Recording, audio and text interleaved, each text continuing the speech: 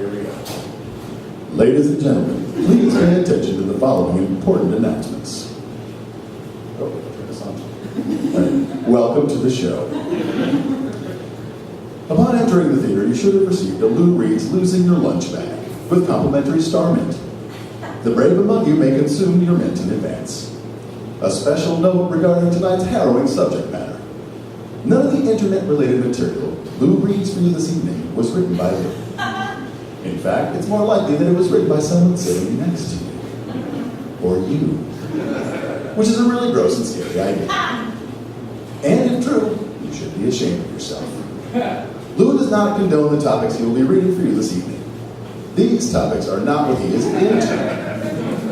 If you're into these sort of things, you should probably keep it to yourself. No judgments. Unless, of course, it's really gross and we all find out about it, then judgments galore. Please remember that while we are discussing the internet, this is reality. There is no backclick here. There is no command plus W. Know whatever it is to do, you do in Windows to close Windows. Regardless, you cannot close the tab, hit escape, or quit. We are here IRL. If you don't know what IRL means, you should probably ask the next young person you should chance upon. Then ask them if they are DTF. And watch them get uncomfortable. Then ask them what DTF means. What you're about to hear may be disturbing. Should the internet become too much for you, for you to bear, then please cover your ears and come quietly to yourself. It will all be over in 30 minutes or so. Welcome to the show.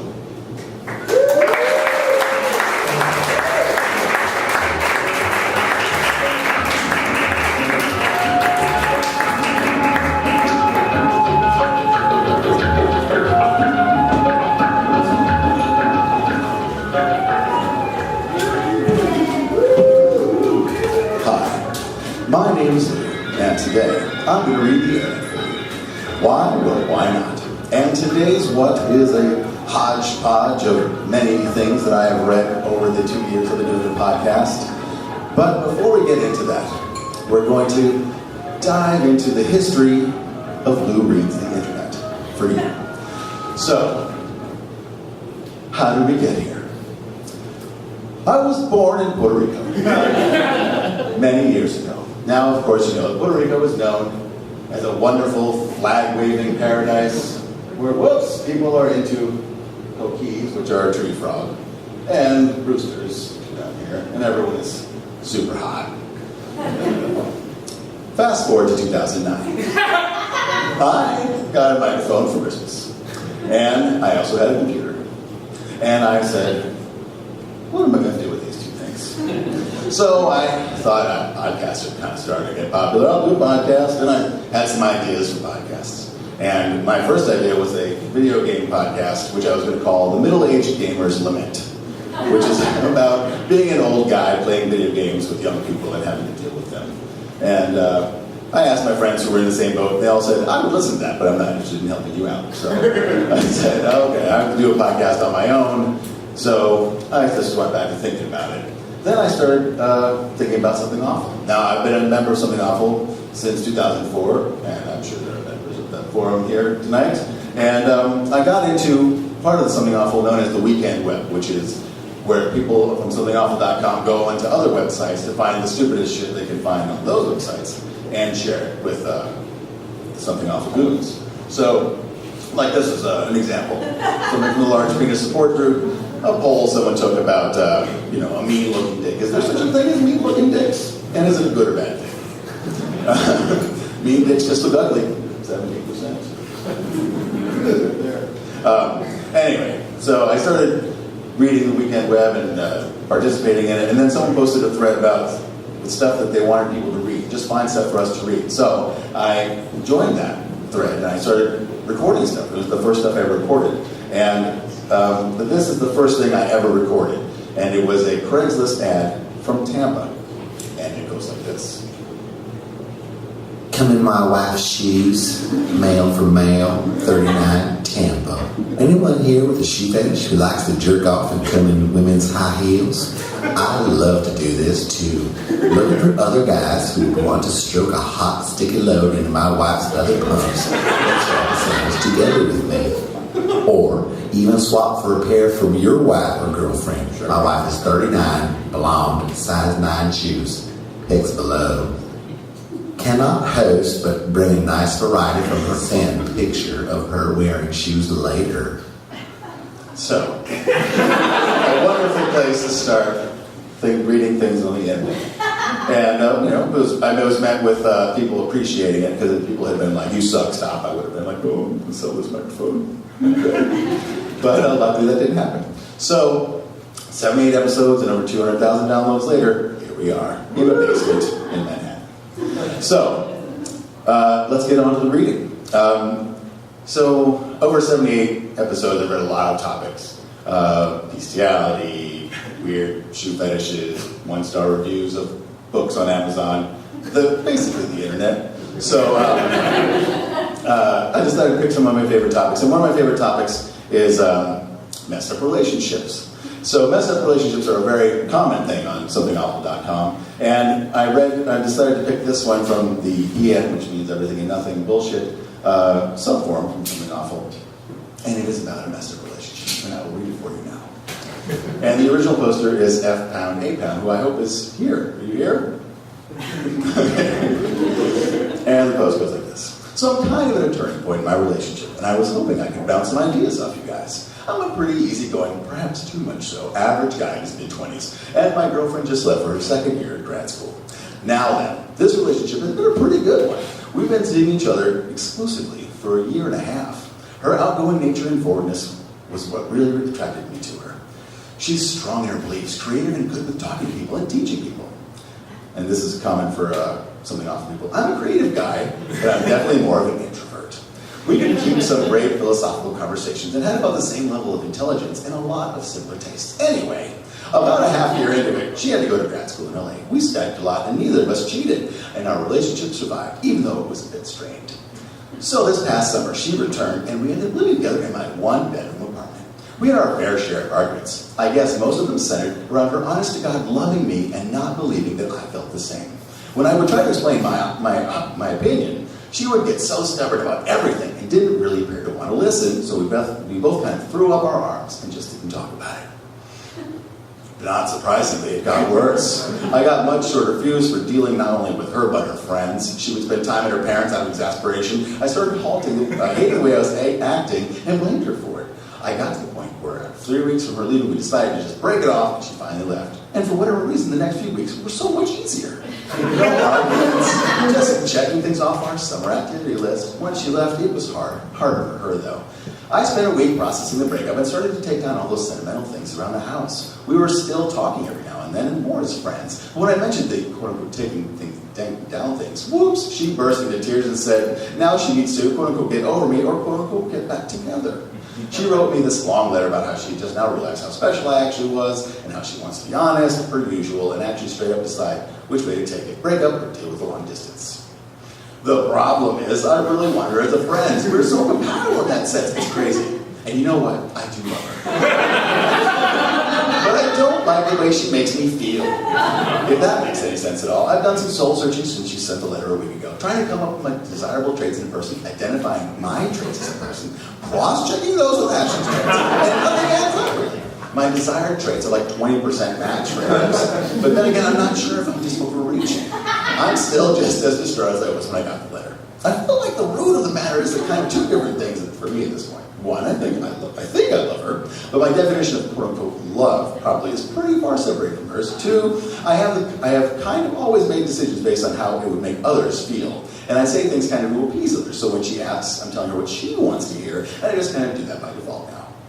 So I guess I have these things to ask of the internet. Can you be in love with someone but have it be personally harmful? Should I stay in this relationship and solve its problems down the road when we actually meet again in person, or should I ditch it and pray that I find someone else as, or more? So, a classic dilemma for the modern age, people and their problems. And there are a lot of helpful answers which I omitted, because there are people giving genuine advice. So I went right to the answers I enjoy the most, which are the shitty internet-related ones. So the first answer is from Perpetual Idiot, who wrote, are you typing this post between updating your Dreams Journal blog and degreasing individuals serving microwave pizzas? And the next post is from Hello, I Am Your Heart. And he says, I can carry on a conversation with just about any rational person. I don't understand that for a sentence. You certainly don't sound too enthused or passionate about your relationship. I kind of get the feeling you feel like you should have a girlfriend, like you like the idea of a relationship more than the actual relationship. You don't even mention your sex life. How was that? I am curious. And A Pound writes, it's true. When I step back and read the thread, I really don't seem like I have any passionate selling points for her specifically. Well, I could chalk that up to hiding some facts because, hey, internet. You and others are right in the sense that I probably didn't tell her off enough, regardless of whether I felt passion for her. Remember what I was saying about me being easygoing, though? Yeah, that's usually read as apathy, stoicism, or straight-up nihilism. Those are the things I'm trying to work on. As for the sex life question, it was healthy, good, not ground-shattering. She had a bigger libido than me, and although we weren't super experimental or anything, we both got off regularly. And hello, I'm your heart writes, dude, you don't even seem interested in your sexual relationship with her. You make it sound boring. We both got off regularly. You can get that from masturbation. And I lust for pony death. Ends the thread with, enough about traits. How do your alignments and character classes match? Lawful neutral and lawful evil can be a good match, but if you're a paladin and she's a necromancer, which is the rule for all internet things is if you boil it down to Dungeons and Dragons, everyone can understand what's going on. Next up, we will go to drug trip reports. Now, drug trip reports are a favorite of mine because everyone loves doing drugs. Now, even people who can't do drugs or are trying not to do drugs, they love doing them. They just shouldn't. So, we're going to read about drug trip. Now, the first important question about hallucinogens is, does anyone have any? Any 2CE or 5-MeO-DMT? If you don't know what I'm talking about, talk to me after the show. And we're going to do a drug trip report from the vaults. Oh, this is a funny cartoon. I enjoy it. Pokemon has... we're going to do a drug trip report from Arrowhead, which is a great, the Arrowhead vaults are a great source. If you're doing drugs, you don't know enough about the drug, it's the place to go. If someone's like, hey, let's do this drug, and you want to read up about it before you put it in your body, I would recommend going here. And one of the great things about Arrowhead is that you can find great drug trip reports, people putting in their experiences, and they're not exaggerated too much. So the first trip we'll read is called 7 Cops and 1 Bad Trip, DOC in cannabis. And DOC is a research chemical hallucinogen, which is very long-lasting. And it goes like this. Dose 2 hits oral DOC. Blotter tab. Body weight, 130 pounds. It was a Friday afternoon in my house, and I was getting ready to go hang out with some friends. My mood and mindset were fairly normal at that time. I took 2 hits of the DOC. One was a Playboy bunny, and the other one was white lightning with a white lightning bolt on a red background at approximately 2 p.m. I had nothing to do until 5, knowing it wouldn't kick in until around then, so I sat around on the computer. At about 5, I had to eat dinner with my mom and sister. I was starting to feel really up, like a balloon in my chest and clothespins on my cheeks, so I couldn't stop smiling. As I sat down, the light from the ceiling was reflecting off the silverware and right into my dilated pupils. This was fantastic. The light had shades of purple and greens and yellows, which was the theme throughout the trip. I made it through dinner okay. I knew my mom and sis knew, but I was past the point of caring. I went up to my room and had some people over, which I don't know how the people got in. The evening began with some smoking and hanging out on my roof. I smoked 2 or 3 gravity bong bowls, and I was in the land. As I was sitting on my roof, the sky was purple and green, and the street was oddly colored and moving. I went back inside and sat on my bed. My buddies asked throughout, "How you feeling, man?" To which I replied, "Holy shit, dude," or couldn't answer at all. So I went down in the basement trying to escape the madness. I went on my computer and couldn't even log it on. I was tripping so hard. The whole time there were rings and yellow, greens, and purples in my peripheral vision, and things were very acid-like. It's kind of like acid on crack. Anyway, I honestly don't remember what happened next, but this shit made me sweat like a beast, so I ended up naked. Well, naked... I don't know why all drug trips ended there. Well, naked, I guess I ran downstairs. By this point, my mom and sis knew what was up, so I guess they tried to restrain me. I hit my sister in the chest and tied her up and bit the shit out of her leg. I had no idea what was going on.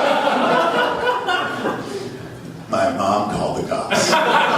So this is where shit gets raw. So next thing I know, I'm on the ground, still naked. My hands are behind me, and I can't move them. I start yelling and screaming, and I was told later that I tried to jump off the balcony to kill myself, which is stupid, because it's only one story. But oh well, and 7 fucking pigs are on top of me. Now take this in for a second. 7 grown male and female police officers taking on a 130-pound, 15-year-old kid. Tripping out of his mind. I assume I fought them off for a little while, but I was told that when they were about to taser me, I gave up. The next part of the story is in the ambulance in hospital, which I'm going to go over briefly. Basically, I was rambling, crazy ramblings in the ambulance, and they were recorded and read back to me in family court. So in the hospital, they strapped me in a chair, and this lady nurse was about to give me a catheter. I was still tripping really hard and thought I was on a game show. Had won and was about to have sex with the sexy nurse. Boy, was I wrong. I won't go into details, but they ended up giving me a sedative and throwing me in the PICU. The next day, I woke up with 2 broken wrists, bruises all over my face, back, arms, and legs. My mom had the nerve to show up with a picture of the bite I gave her and was rubbing it in my face as if I didn't feel bad. I was still tripping in the PICU the next day. I couldn't tell right away, but later I realized the clock was kind of melting and was green, yellow, and purple. I spent the next 3 days in the psych ward. To sum it all up, this was a pretty fucking story.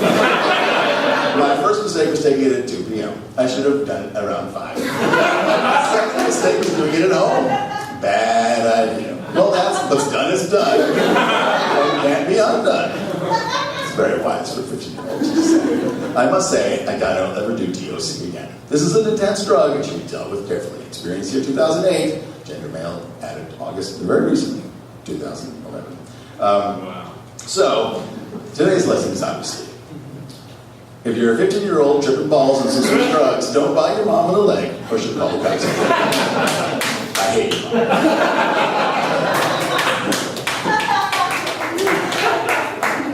So, the next final theme is gross sex stuff. There's a lot of things in here to go over, so try to get through it.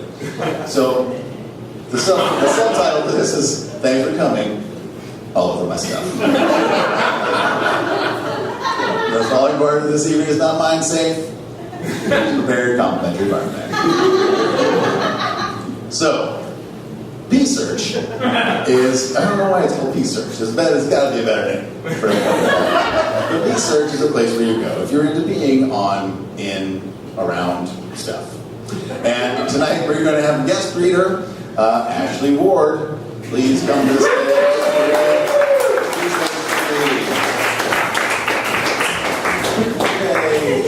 Now, Ashley asked me to tell a very quick story about pee involving both of us.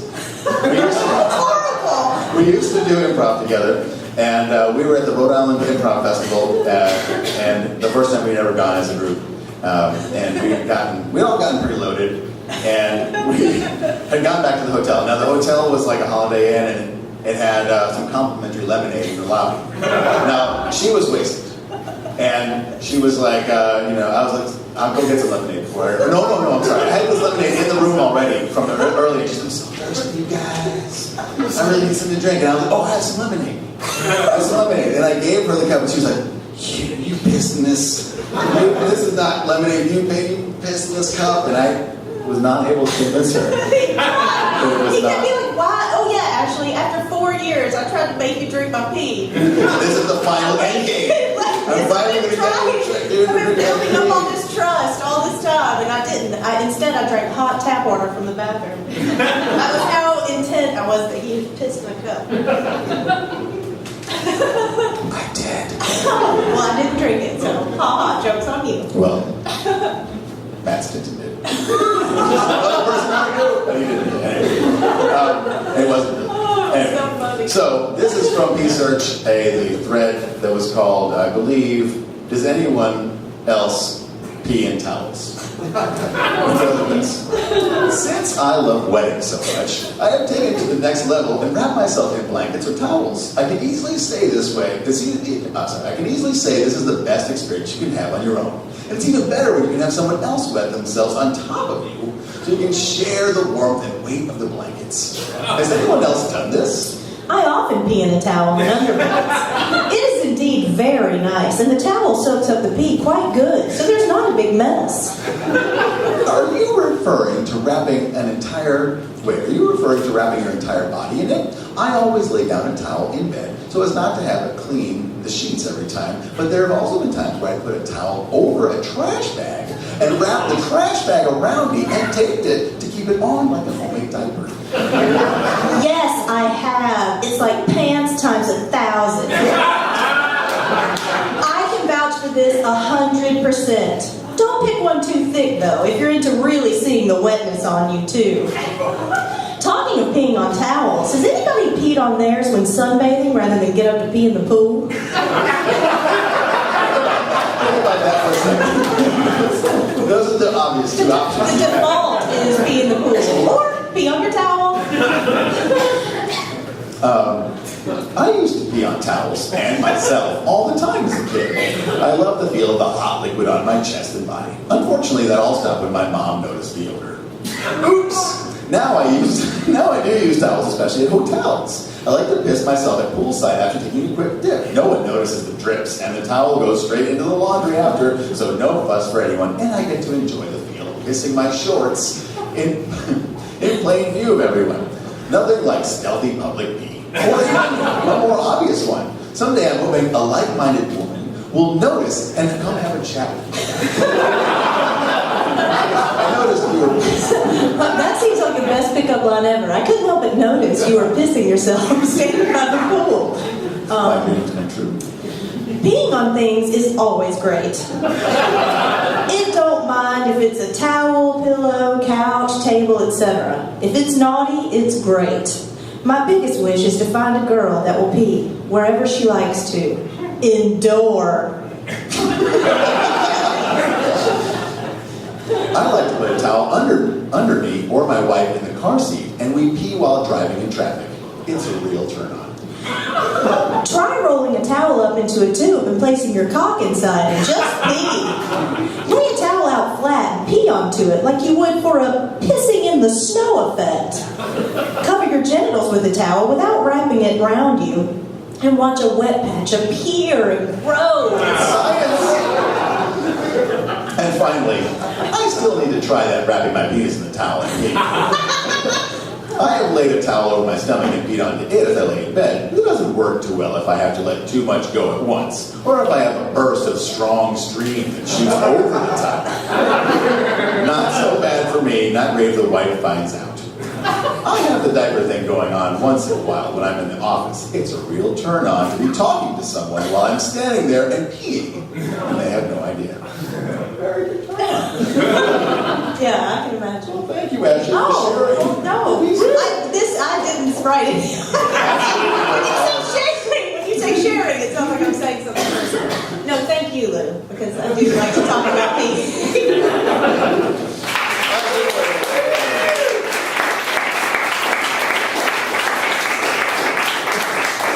I have to make sure I have some pee for later. So the next thing we'll read is shoe sessions. Now this actually goes hand in hand with what I read from Tampa earlier. This is a forum for people who like shoe jobs or heel jobs, and it's wonderful because they actually have a lot of, each sub-forum has its own description. I mean, how handy is that? You can make sure you're in the right place. You want to make sure you're in a place with women helping you come on shoes or just coming on shoes by yourself. There's a place to meet locals. Local meet up for hot shoe action. And of course, there's accessories. You want to come on purses, jackets, gloves. Wait, people get grossed out. Anyway, so the first thing we'll read from there is a thing called A Visit to a Friend's House by Miami Heels. And it goes like this. My wife and visited some friends recently. While the girls were out shopping, more to come about that, I was able to get some alone time with a few pair of my wife's friend's shoes. Not as much time as I wanted, but still got in some fun. I was able to get her some of a mix of shoes. Brand new black Mark Fisher heels for an upcoming event. She hasn't worn them much, but had them on right before these photos were taken. They smelled awesome. Very strong new shoe scent mixed with her perfume. Red satin Michelangelo heels from some past evening event. Very nice. I couldn't come on them without staining them, but it would have been fun. A bonus shot of some boots and panties. That was just for fun. The boots did smell awesome though. And finally some worn brown Aldo heels. Maybe not the sexiest, but they did look good on her. She had worn them the night before, and I was so glad to see them sitting by the door in the morning. I licked them clean and blew a huge load on them in about 0.2 seconds. They were awesome! And so here's the shoe. This is not what his penis looks like. I erased it with my computer. And here's the shoes. You can see, sort of dark, but he was shared the jizz-soaked shoes there. And the response was huge. Wow! I love the Mark Fisher heels. Take a picture of her wearing them. Take lots of pictures coming over them. Then when you're invited again, smiley face emoticon. Then Shoes Wizard writes this. Great, I love your reportage. Almost a masterpiece. Any chance to take pictures of her wearing something hot? And Miami Heel's like, thanks guys. I hope to get some more time with her shoes during the next visit. I didn't get any photos of her during the visit, but we'll look and see if she's posted anything on Facebook. Not the Aldos. So this guy writes on the bottom here, the red heels are to die for. I love to have my cock in them and come all over them. And then he has this picture of him, or his avatar is like, that has to be that's like donut glaze. Or he's like not healthy. So continuing this story, Shrimmer adds, I think the Aldos are everyday sexy, and I'd love to see her in them. The Mark Fishers are dressy sexy. And the same for this. Congrats on your good fortune. Do you have any whitey pics to share? And Miami Heel writes, my wife knows I'm into shoes and feet, and will wear anything I ask, but so far I've not asked her to do a shoe job while she's wearing the shoes. I guess I need to try that. I have previously posted pictures of some of my favorites of my wife's collection. Here's a new one for your viewing pleasure. Also, she does not know I come on her friend's shoes. I am not ready to go there yet. And here's a picture. There's a recent purchase by my wife. I broke it in immediately. Hooray! And then the Combinator writes, nice job. See your feet, those brown Aldos, keep us updated. So, and now for something super stupid. There was a whole thread about this, but I just wanted to share this image with you. It's a dude humping a bag. I don't know why this is interesting to him or whatever, but there's the aftermath. That's the gross part? I don't know. Anyway, you never can trust anyone from now on. People are fucking their stuff. What? So, now into cuckolds. Now, cuckolds, if you don't know, is a man whose wife has sex with other women, or could be, or men. Usually, it's sometimes it's consensual. The man's like, go ahead and fuck other men, I don't care. Or the wife just comes home and says, don't fuck other men. But in worst case scenario, the husband is like forced to watch his wife have sex with other men, and then the other man also makes him have sex with him and do things. It's retarded. But we're going to read a little bit from that with some help of my friend Guy Richard Smith. Which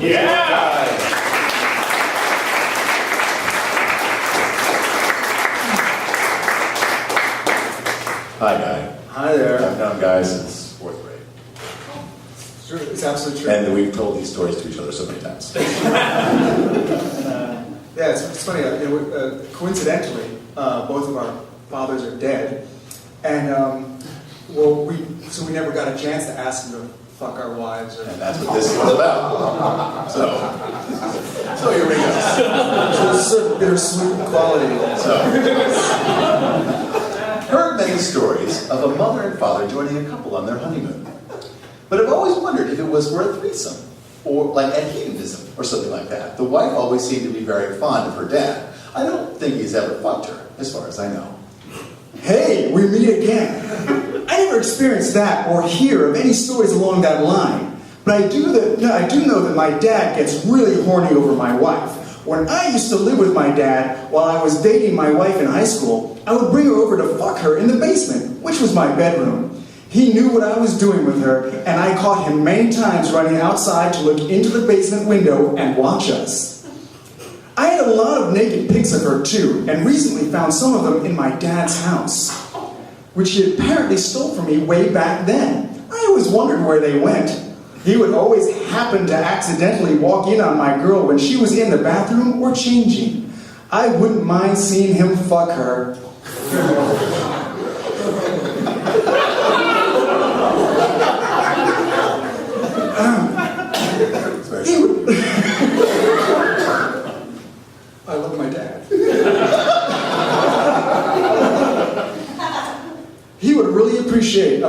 young piece of ass. Surely it would only be polite to have him stay and sleep over with you, purely to fuck your wife for you in your own double bed. As soon as possible, if your lovely wife desperately also wants her dad to fuck her brains out for you. Mention her dad's cock inside her cunt the next time you're just about to come with her. to get her to want her dad to fuck her for you at your place. Then she'll be begging you to invite him over, so after playing strip poker and getting a bit merry with a drink or three, he'll only be too happy to get inside her for you and really try to fuck her really well. I know mine secretly wanted her dad. When we were recording, as far as I know, but as far as I know, he never did manage to fuck her. Like she dearly wanted him to, as she also loved the family thing. Like I always have, but that was the closest ever we either got. My being rather small in cock size, my wife constantly refers to her father's long, uncut cock as a reference for what a real man should look like. I'm sure she played with it when she was younger, and I love the thought. She has openly admitted wanting to fuck my dad as well, glad to see there are others into the same thing. I would love to be cucked by my father-in-law. He is overbearing and always puts me down. I know the wife would love it also. She tells me he is a real man. He has that bull quality. Hi, all. My God, man, you must get her dad to fuck the arse of her for you, and with any luck, get his kid up her cunt as well. If this is really... If this is really, really wonderfully true, that your darling wife desperately begs to be fucked blind by her very own lovely dad, surely you can invite him only... Surely you can invite him only to stay with you at any excuse with only his fucking of his daughter as the main, most important priority to ensure that her dad's cock really does get up your lovely wife's cunt for you. That's so thoughtful. My mom cucked my dad with me. That is, we had a lot of sex in my bed. We never fucked, but we did a lot of oral and loved to 69 for hours or until I came. Then she would stay in my bed till morning, always naked. She had light red hair and lots of pussy hair. She was a wonderful and a sexy sucker. Her pussy always tasted wonderful, even as she got older. I'm very fond of my mother-in-law and often give her a hug and a nice kiss. As my wife has other men in her life, I would like to start something with her. Should I tell my wife as she doesn't care about me? And should I go for it? Please tell me if you think I should, as I am more suited to my mother-in-law. She is still so sexy at 57, and I'm 28. Hell yes. A piece of ass is a piece of ass. So true. So true. Thank you, God. Now, that was more of a gross incest plus cuckolding. It's a sort of double whammy. I apologize for that. And now, a short video interlude on the subject of cuckolding.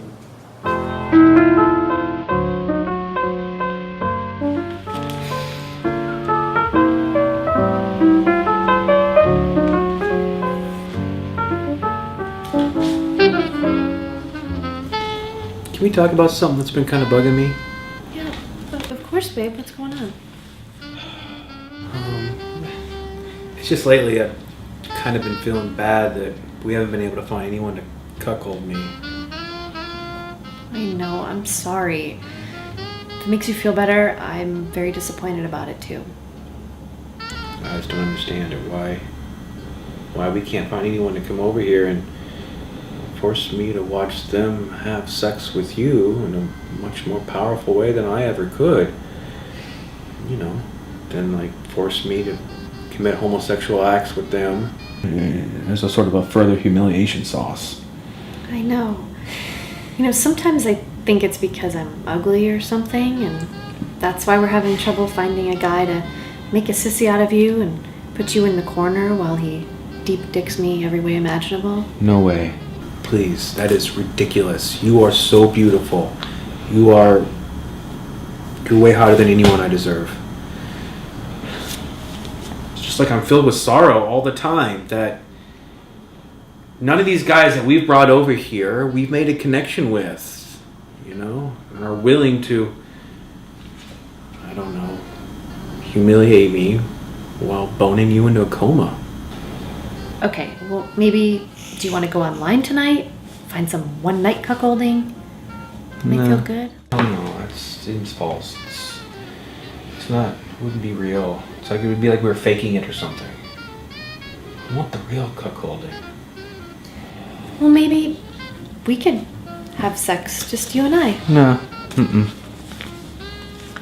No.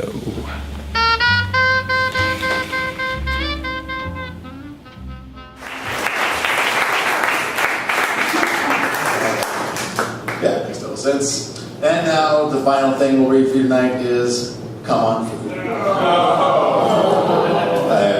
Is this the worst? We'll find out. So this is a forum, the Come On Food forum. And as you see, it is the one and only Come On Food forum. And so far I can find it true. And of course, they prove it with this disgusting cookie, which I pretend is Elmer's glue to keep my sanity. Now the Come On Food forum. I was trying to take that out. So the Come On Food forum has a lot of subforums. You can see it's not as varied as the the shoe sessions because there's a lot of different kinds of shoes. There's only so many kinds of food. But so you can see there's all kinds of stuff. And of course, the most important one is right away you're drawn to it. The Come On Food pictures. Now. And of course, I'm magnetically drawn to it. And there's a ton of stuff to look at in here. You've got these wonderful things to look at, like Knott's Blackberry Jam. Or Sperm and a Biscuit Spectacular. I mean, all those exclamation points. And then, look, there's been almost 3,000 views. So, I mean, people are loving to look at these things. Only 8 responses, though, so it's sort of disappointing. If you was only 8 people, saying nice biscuit. So, and then you also find stuff like this on here, which is this guy who says, "Come on my own face, I enjoyed a lot with it." And he blurred out his own face, but if you squint, you can see his face. It's a really bad filter that they did on there. And then this guy replies, "I have done that also. It feels good when all the warm goo starts sliding down my face and over my lips. So hot." And so, but there's also food pictures, which is the worst. This is a homemade salsa recipe. Some homemade salsa I made this afternoon. This was a smaller load and very liquidy, so it didn't sit on the tomatoes as much as I had hoped. I'm so glad nobody could see me with my pants down, come dripping on from my dwindling hard-on, trying to take a good picture of a tiny plate, a corn chip, a tomato. Now, my main issue with this is that tomatoes and a chip do not make salsa. You need some onions on there, you need some, like a hot pepper, cilantro. Cum is like the cherry on top of the cum salsa. But this is not salsa. And if you gave me this as salsa without the cum, I would throw it in your face. That makes the salsa good with tomato. Anyway, so the thread we'll read from you tonight from this is just, I'm only going to read the first post because it goes, this is unbelievable amount of information about coming on, people's first experience of coming on food. And it's the first, share your first come on food story by All Natural. So it goes like this. We all remember our first time, right? Tell us about your first come on food experience. What kind of food was it? Were you alone? Did it get eaten? What inspired you to do it? I'll go first to kick the topic thread off. My first time was about 10 years ago. I was curious about eating my cum, but couldn't bring myself to actually do it. Somewhere online, I read about someone coming in a Burger King Whopper. I got to thinking, and I got to thinking about that and figured maybe I could, if I couldn't see or taste my cum, I'd be able to eat it. So I went to a nearby BK and bought a cheeseburger. When I got home, I took a bite and put it down in a plate. I removed the top bun and started to masturbate. As I was stroking, I paused to take another bite of the burger. I ended up eating the whole burger. I must have been too hungry. I was determined not to give up. So I went back out again. This time, I thought I'd try a taco. Since Taco Bell was closer to home, I bought some extra tacos in case I was still too hungry. Once back home, I unfolded my first taco and resumed masturbating. Seeing the open taco on the plate, I imagined what it would be like shooting a big load. I imagined it would drizzle across the lettuce and cheese, seeping down on the meat. Then I would fold the taco and enjoy my first come-on food experience, eating experience. That's not quite what ended up happening. I shot my load with the taco as planned, but it all went on one big glob on one side of the taco instead of spread out like I had imagined. Now, I had never before actually seen a load of semen and sperm in a taco. Imagine that. It looked really exciting at first, but only for a few moments later it started looking disgusting. I was determined not to waste food, so I refolded the taco and tried to eat it. I figured I'd eat the side without the cum first, and then try to eat the cummy side. Thinking I might quickly regain my interest in eating it. Unfortunately, I didn't. I tossed the taco in the trash after only one bite.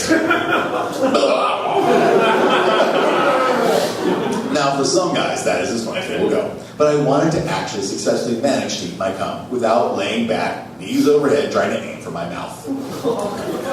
Anyway, I knew it would be easier if I could neither see nor taste it, and I would need some time to get my desire up again after orgasm. My solution was spaghetti sauce. It was perfect. Pour some sauce in the saucepan, then I could hold the pan in one hand while stroking with the other, and sure my load with the sauce easily enough without overshooting and spilling any. I lost my interest in eating it. Again, I lost my interest in eating it. But by the time I cooked the noodles, heated the sauce, and sat down to eat, I was no longer bothered by the thought of my splooge being in the spaghetti sauce. It wasn't a success. It was pretty erotic, but no matter how hard I tried, I couldn't taste any difference in the sauce. I needed to try with more than a single shot of cum. I found if I kept a bottle of spaghetti sauce in the fridge,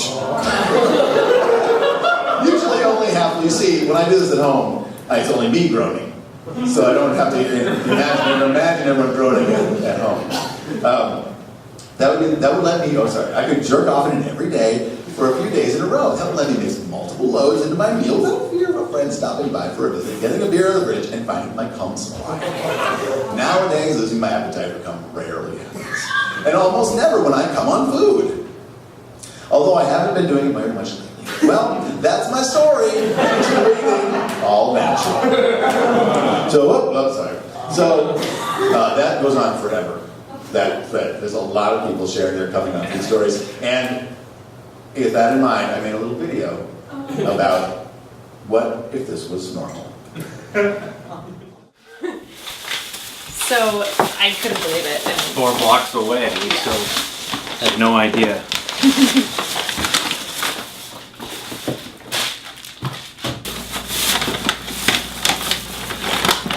You're not gonna believe this.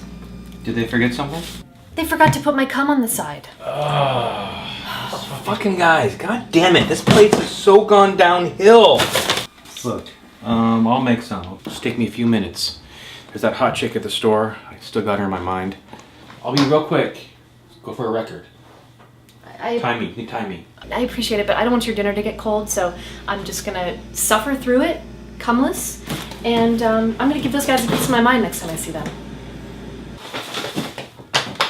You forgot to fill the cum trays. Oh, sorry. You know what? Great. Looks like I'm not gonna get to eat any cum today. We'll share mine, all right? There's enough splooge on this for both of us. Thank you. You know I loved you for a reason. So, what did you order? Cream of some young guy.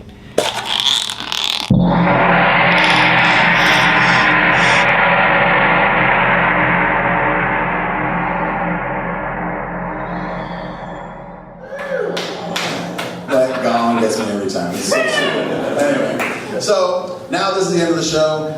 I have an audience participation, which is what should I read next? I have 4 choices of things I'm going to read. And I just need the audience to clap. I'm going to show them all first, and we'll go over them really quick. Good? Are we doing okay on time? Oh, okay.